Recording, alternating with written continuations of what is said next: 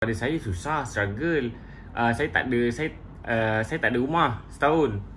Saya duduk cuit-cuit duduk hostel masa zaman belajar. Ketika tu memang saya pernah pergi shoot sampai ke Melaka dengan production Nurul Halim tu. Saya naik motor daripada KL. Padahal watak utama. Bawa beg semua dalam luggage kan. Dalam luggage taruh kat depan. Kita shoot kat Melaka. Masa tu first kali saya jadi hero. Masa tu Nat Zainal jadi heroin saya. Naik motor legenda sampai Melaka. Susah. Tapi orang nampak yang di depan tu, yang di belakang tu semua tak nampak.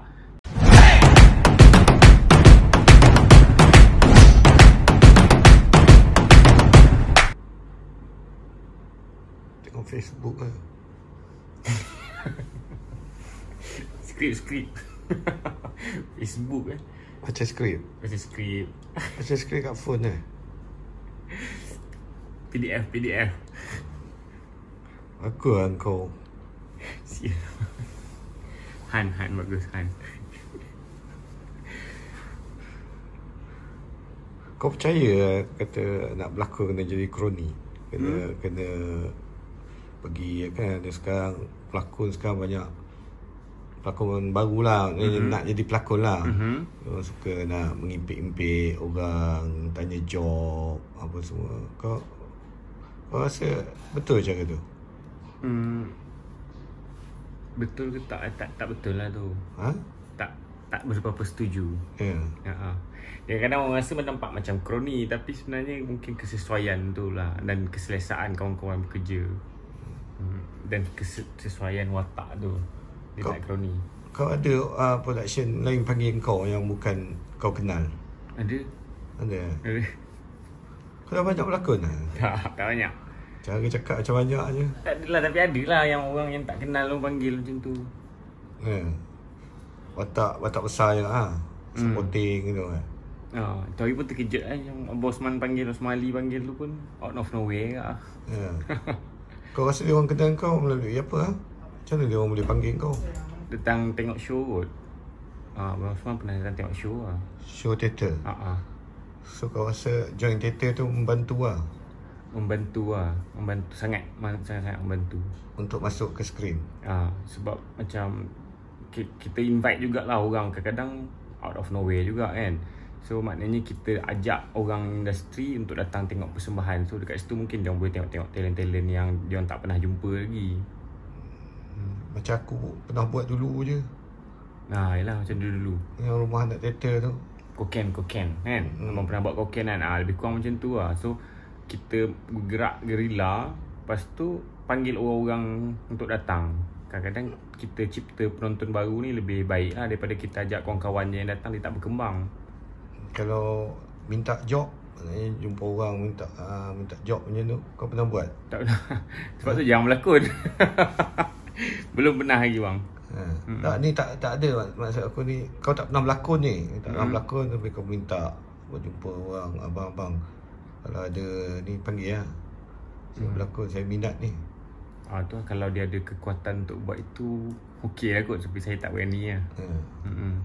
Tapi sebenarnya kita tak tahu ruang dan peluang itu, mungkin itu salah satu jalan yang ni, maknanya kalau orang tak kenal langsung orang tak kenal. Kalau dia berani approach mungkin lah kot. Tapi dia dah kena prepare diri dia lah. Minat saja tu tak menjanjikan apa-apa lah. So apa lagi yang perlu selain minat?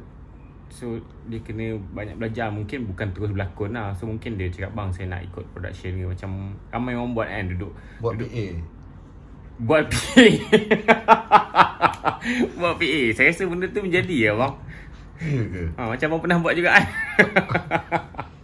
Aku buat sekali je. Aku tak jadi PA. Tak bukan yang tu. Yang kawan saya. Ya, kau rasa dia dapat sebab tu Han Zalini. Kau maksudkan Han Zalini? Tak. Tapi bukan maknanya kadang-kadang belajar bukan dalam kelas je. Mungkin daripada set tu juga kita belajar kan. Daripada kita follow, kita tengok cara orang bekerja, the way macam mana dia orang proses penggambaran tu berlaku. So itu pun pembelajaran di luar bilik darjah tu lebih berkesan lah untuk kerja-kerja praktikal tu bagi saya lah. Kau rasa kau boleh pergi jauh? Saya? Pergi jauh sebagai pelakon? kalau saya fokus betul-betul mungkin okey boleh lah kot, sebab kita tak serius kan, tak serius. Hobi macam Mirul lah, hobi. So kau mengajar lah kerja kau. Saya mengajar. Maknanya kau lebih prefer mengajar dari berlakon. Betul. Habis kenapa kau tak konsentrate mengajar je bagi orang lain berlakon? Sebab skill tu kena asah. Dia kalau kita nak mengajar tapi kita tak buat pun tak boleh juga kan. So kita ajar tapi kita tak buat. Bagi saya benda tu kena selari lah, praktikal dengan teori tu, dan pengajaran tu pasti perlu adanya praktikal. Kau sebagai pensyarah, kau rasa pensyarah kesenian lah ke, boleh kata performing art. So kau sebagai pensyarah, kau rasa pelajar-pelajar kau yang kau tengok tu apa semua ni, kau boleh pergi jauh tak? Pergi jauh tu berbalik pada rezeki bang. Kalau ada orang saya pernah jumpa orang dia try hard, memang betul-betul semua audition semua dia pergi, sampai akhir dia tak dapat. Last dia buat bisnes dan dia maju sekarang ni, dia kaya. So maksudnya dia minat benda tu, tapi dia sekuat apa pun dia try, tapi ada mungkin itu bukan rezeki dia. Tapi mungkin lepas tu dia dah buat company sendiri, lepas tu sekarang dah buat lah YouTube dia sendiri, semua lebih berjaya daripada dia dulu lah. Macam tu. Maknanya kau percayalah bahawa dalam bidang ni luck juga memainkan peranan. Betul, luck juga mainkan peranan penting lah. Kalau bukan rezeki kita, bukan lah. Tapi kita kena berusaha dululah sampai titik akhir tu. Maknanya boleh je kau tak boleh letakkan hidup kau hanya ada plan A saja, kan? Ada orang macam tu je kan, aku hanya ada plan A saja. Kalau aku ada plan B atau plan C, aku tak berusaha sepenuhnya untuk plan A aku. Tapi kadang-kadang kita kena be realistic juga. Kalau kau fokus itu saja tapi tak memberikan kesan yang positif pun susah juga. So mungkin kau kena try cara lain, berusaha dulu. Kau masuk dalam bidang ni, kau rasa senang ke mudah? Susah. Apa yang susahnya? Bagi saya susah lah untuk berada dekat tempat yang saya ada sekarang tu. Maksudnya macam peluang tu ada, tapi maknanya saya baru mula daripada awal kan. Maknanya daripada kelas ada juga orang ambil teater, lepas tu sekarang ni mungkin dia tidak lagi dalam bidang ni, sebab dia ni pergi kelas balik kelas. Macam tu, habis dia balik kelas. Kalau tak, memang maknanya untuk mencipta orang bagi kenal kita tu bukan dalam masa sehari 2 hari. Macam tu saya cakap daripada diploma sampai degree, yuran saya semua duit buat lighting, crew lighting. Sebab tu saya macam kau tahu semua dalam bidang teater ni kan. Kau tahu lighting, kau tahu acting, kau tahu directing, tapi bahagian scenografi ni lah yang menjanjikan banyak benda dalam industri ni sebenarnya. Dalam scenografi tu kau boleh buat makeup, sebab saya pun buat special effect dengan Yusman kan, buat lighting. So banyak kerja-kerja di belakang tabir ni yang orang tak nampak. Kadang-kadang nak berlakon saja, tapi benda-benda lain ni pun memainkan peranan lah, penting. So memang susah, tapi kau kena katamkan semua, barulah kau tahu kau letak kat mana kau boleh hidup macam tu. Susah macam tu lah. Susah untuk kau ni. Tapi kau ada apa, maksudnya kau belajar, kau ada CJ, kau ada kerja, apa semua kan. Kau habis belajar je, kau jadi tutor, lepas tu sekarang jadi lecturer, kan. So jalan kau mudah kan, compare dengan kejap compare dengan orang yang bila dia keluar tu, so dia tak ada kerja lain. Maknanya dia habis belajar, lepas tu dia terus nak masuk dalam industri ni. So dia orang kecewa akhirnya. So kat mana susahnya kau? Sebab kalau macam tu, yang first tu kau kena cari kekuatan kau. Maksudnya kau kena cari kekuatan kau. Kau tak boleh macam kau fokus pada satu bidang je. Pada saya susah, struggle. Saya tak ada rumah setahun. Saya duduk duduk hostel masa zaman belajar. Ketika tu memang saya pernah pergi shoot sampai ke Melaka dengan production Nurul Halim tu. Saya naik motor daripada KL, padahal watak utama. Bawa beg semua dalam luggage kan. Dalam luggage taruh kat depan. Kita shoot kat Melaka. Masa tu first kali saya jadi hero. Masa tu Nat Zainal jadi heroin saya. Naik motor legenda sampai Melaka. Susah. Tapi orang nampak yang di depan tu, yang di belakang tu semua orang tak nampak. Kadang-kadang banyak macam tu lah, setahun saya tak ada rumah. Sama juga macam dekat Jakarta, masa saya pergi buat master tu, saya tak ada rumah sewa juga. Saya ada 3 rumah. Tiga rumah dekat Jakarta tu. Yang pertama tu kat studio kawan saya, studio muzik. Kat situ barang-barang saya. Lepas tu saya duduk rumah Dendra. Lepas tu satu lagi rumah kawan saya, budak kelas. So saya akan berpusing 2 hari sekali. Saya kata besok nak balik rumah. Sebenarnya saya pergi tempat lain. So kat situ kita adaptation dengan kesusahan tu. Maknanya bukan penghalang lah. Susah. Saya pergi audition juga semua benda. Cuma saya tahu minat saya bukanlah total kepada masuk ke dalam industri. Saya memang suka mengajar daripada dulu. Sebab tu saya fokus untuk jadi di belakang meja, bukan di depan. Saya nak hantar gundi. Okay. Ni Abang Tamam. Abang Tamam. Hai. Okay. Apa tadi dah? Susah. Saya pun pernah mengempat kat bilik Han tau. Saya tak ada rumah. Saya balik Indonesia, saya tak ada rumah. Saya tompang bilik Han.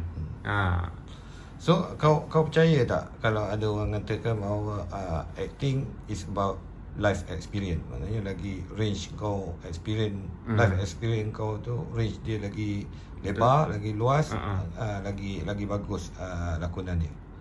Saya setuju. Sebab lakonan ni lebih kepada banyak juga menggunakan imajinasi. Jadi kalau kau tak ada dictionary dalam hidup kau tak ada pengalaman yang banyak, yang luas kau punya pengalaman tu, maknanya sometimes kau tak boleh nak relatekan dengan acting kau. So acting tu kena sedar. Maknanya memang orang cakap kau berlakon ni tapi kau sebenarnya kau tak sedar. Itu salah lah. Maknanya acting tu sedar. Kau kena sedar diri tu lah. Macam teater tu juga sedar diri, sedar ruang. Kadang-kadang kau rasa kau macam pukul orang tu pukul betul. Sebenarnya tu lebih kepada teknik kan. Cuma kau tak sedar. Sedangkan kau yang melakonkan watak tu adalah watak tu, bukan diri kau tu. Kau kena sedar benda tu. Okay, tadi kau cakap kau bekerja dengan arwah Nur Halim, mengarah. So dia director pertama kau ke? Betul. Dia director pertama saya. Macam mana dia boleh offer kau? Sebab dia datang tengok show. Dia jadi penilai masa tu. Dia penilai dekat Suara. Dia datang tengok persembahan saya. Cerita yang first tu memang saya rasa dia meletakkan parang lah dekat leher dia. Arwah ni. Sebab dia pitching watak orang lain. Dia pitching orang lain, tapi memang heroin memang nak lah. Dia pitching watak lain. Lepas dia datang show tu, lepas tu minggu depan tu dia call saya. Lepas tu dia minta telefon saya. Minggu depan dia datang, dia call. Lepas tu dia cakap, minggu depan aku nak shoot dekat Melaka ni, kau jadi watak utama. Lepas tu dia bagi skrip. Saya cakap okay. Lepas tu saya terbuat. Sebenarnya cerita tu dah hold dalam beberapa bulan. RTM tak kasih tayang lah, sebab bukan nama saya. Sampailah dia minta semua benda, profile semua benda, and then dia pergi tayang kan. Kalau kita dekat RTM kan ada grade kan, dia bagi grade lepas tayangan tu kan. Dan RTM lepaskan lah, dan dapat slot masa tu, slot Mak Hijrah, slot khas lah untuk cerita tu. Sebenarnya bukan slot untuk Mak Hijrah pun, dia tak tahu dekat mana pun slot tu. Lepas dia fighting, dia fight nama saya. Lepas tu lepas lah dekat RTM. Itu first tele yang saya lead lepas habis belajar dengan dia, kerja dengan dia. Lepas tu dah 2-3 juga episod pun saya leading juga untuk cerita dia. Lepas tu dia tak nak dia suruh saya buat AD. Dia suruh saya buat AD lah.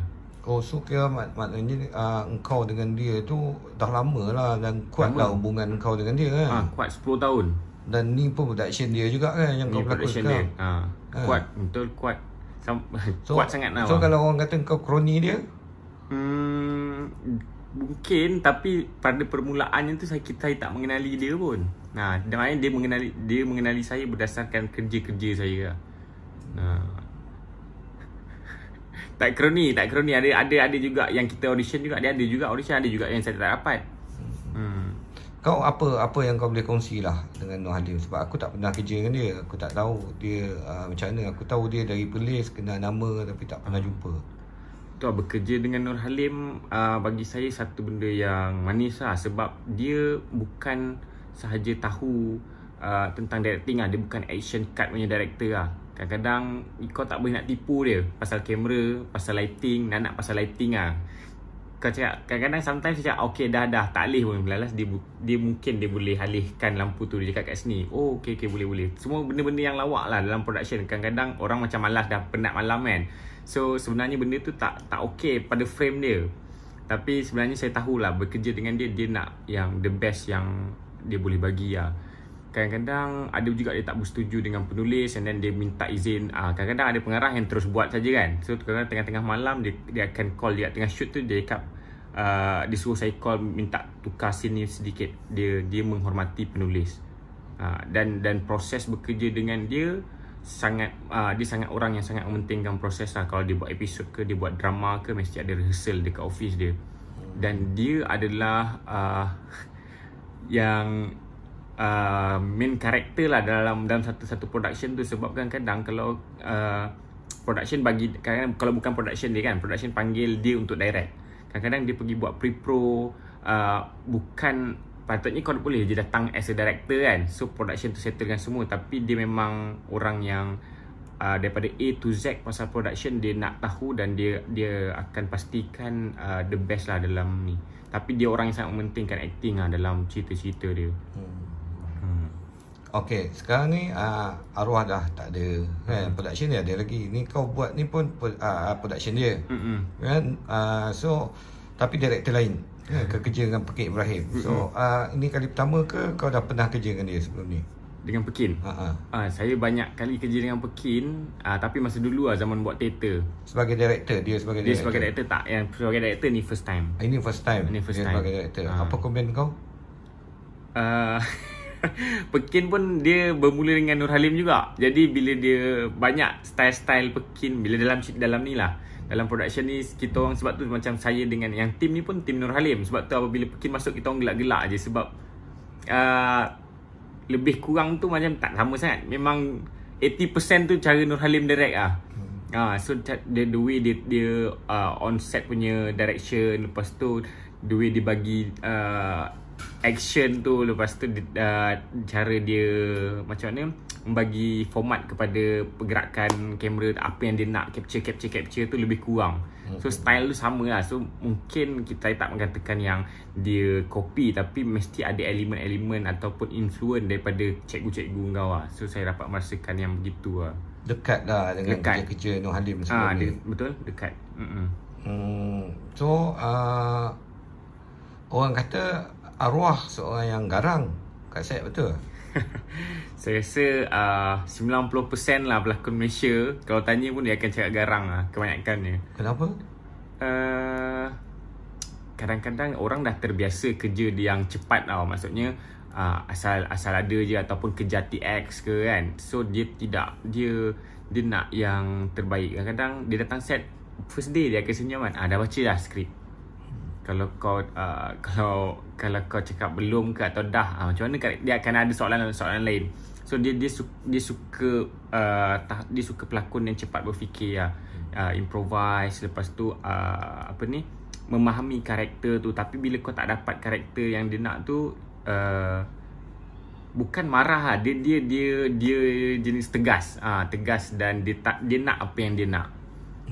But he's not a dictator punya director, tapi dia boleh negotiator. Tapi adakah keputusan yang kau buat tu bijak atau tak? Kadang-kadang kalau kau dah tak boleh nak sangat, tapi dia nak jugalah. Sebab dia tahu apa yang dia nak.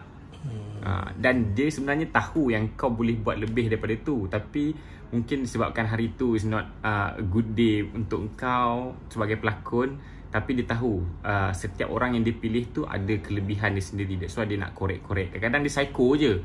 Kalau contohnya kan, saya pernah tahu satu pelakon ni, dia tahu pelakon ni boleh buat baik, dia saja je psycho lah. Saya rasa tu permainan psikologi untuk tu lah. Lepas tu pelakon tu memang masa tu saya buat AD lah, kita shoot kat Beranang dengan tim ni semua kan.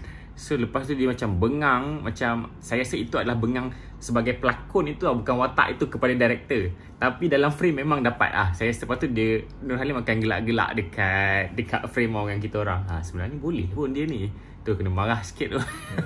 Saya rasa dia tahu apa yang dia nak, tapi reverse psychology. Reverse psychology, betul.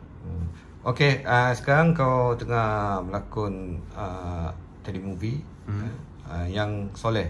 Yang Soleh. Okay, yang Soleh. Kau cerita sikit lah pasal watak kau dan telemovie ni. Okay, cerita ni mengenai Imran, watak Imran. Saya megangkan watak Imran, seorang pelukis yang dah ada galeri sendiri untuk dia seorang yang sangat menghormati orang tua. Kehidupan dia lebih dengan Yong dan juga Ngah. Karakter dia lebih kepada remaja hari ini yang sudah berkahwin, tetapi ada something yang kenangan lama yang membuatkan dia sangat merasa down lah. So kalau nak tahu apa yang nak down tu kena tengok lah. Tapi karakter yang soleh, Imran yang soleh ni sesuatu yang jauh daripada diri saya tak pernah buat. Pertama, saya tak pernah buat cerita romantik. Memang jauh. Saya tak pernah buat cerita bercinta. Saya tak pernah buat. Ini pertama kali dan saya cakap dengan Pekin, berani Tapi saya pernah kita pergi lah. Saya pergi dulu cakap, Pekin, kau tengok aku reading dulu sebab aku tak berani nak buat. Lepas tu dia cakap boleh. Lepas tu saya pergi reading. Maknanya bukan kroni bang, bukan kroni. Saya melalui proses dia semua. Saya cakap ni, kalau tak okey. Dia cakap so Iman tu lah dia seorang pelukis yang baru habis belajar, and then dia ada cita-cita daripada kecil, struggle dia hidup dengan nenek dan atuk dia sampai dia besar. Apa yang menarik dalam cerita ni yang orang patut tengok? Menarik yang dalam cerita ni, selain saya, semua pelakon lain tu semua A-list. Ada Amran. So kita ada, yang menarik ni, kita ada pasang-pasang pelakon yang hebat lah. Kita ada Fauzia Ahmad Daud, kita ada Wan Maimunah, Zaidi Omar, Namron, kita ada Mona Allen, selain Pekin Ibrahim sebagai director. Dan cerita ini sendiri yang menarik. Cerita ni adalah treatment terakhir yang dibuat oleh arwah, dan diteruskan oleh Pekin. Okay, itu saja. Terima kasih. Sama-sama. Okay, kau cakap ni, jangan lupa subscribe channel. Jangan lupa follow dan subscribe channel Tok Ayah. Alright. Jangan lupa subscribe dan follow channel Tok Ayah di YouTube. Okay guys, kita jumpa lagi dengan konten-konten yang lebih menarik. Bye.